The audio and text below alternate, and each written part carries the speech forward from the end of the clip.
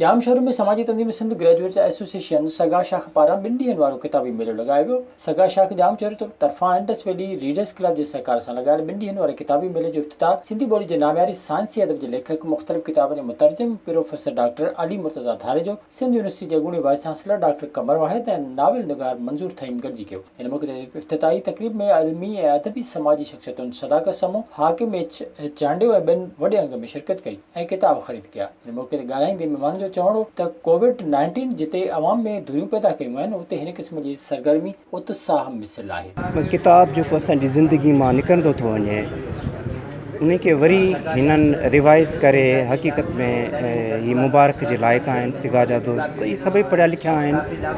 हिकु त माना उन हवाले सां सिगा जे दोस्तनि खे मुबारकबाद चवंदुसि ऐं ॿियो किताब सॼी दुनिया में पार्ट ऑफ लाइफ आहे, ज़िंदगी जो हिसो आहे ऐं उन पार्ट ऑफ लाइफ खे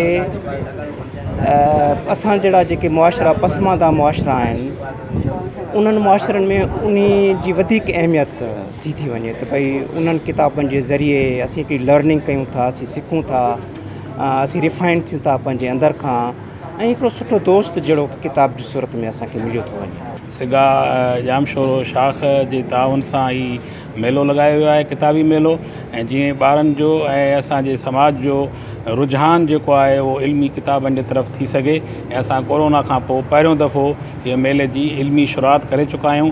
इंशा अल्लाह ताला जेको असांजो नुक़सानु कोरोना दौरान थी चुको आहे उहो जल्दी असां पंहिंजो इल्मी सरगर्मियुनि जे ज़रिए हासिलु करे वठंदासीं इंशा अल्लाह ताला। जाम शोरो जीअं त हिकिड़ो इल्मी ऐं अदबी हिकिड़ो मर्कज़ रहियो आहे, 3 यूनिवर्सिटियूं ते असां तालीम इदारा आहिनि।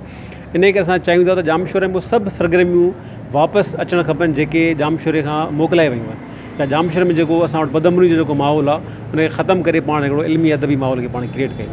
ऐं ॾाढो मज़ो आहे हिते, ॾाढा सुठा बुक्स लॻल आहिनि, साइंस जा बुक लॻल आहिनि, मैथमेटिक्स जा, इहे ॾाढा सुठा आहिनि। तव्हांखे बि पढ़णु खपनि जीअं असांजी जेके यूथ आहिनि उहा अॻिते वधी सघे। हर क़िस्म जो किताबु पढ़णु खपे पर साइंस जे किताबनि खे वधीक अहमियत ॾियणु खपे छो त साइंस खां सवाइ असांजो अजापो कोन्हे को।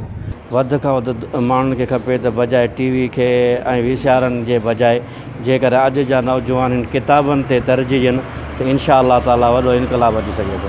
उन्हनि जो वधीक चवणो त हिन घुट वारे माहौल में सगा किताबी मेलो लॻाए जमूद खे टोड़ियो आहे जेको सुठो सवण आहे। विज़िट कयो अवामी आवाज़ मीडिया ग्रुप जी वेबसाइट awamiawaz.pk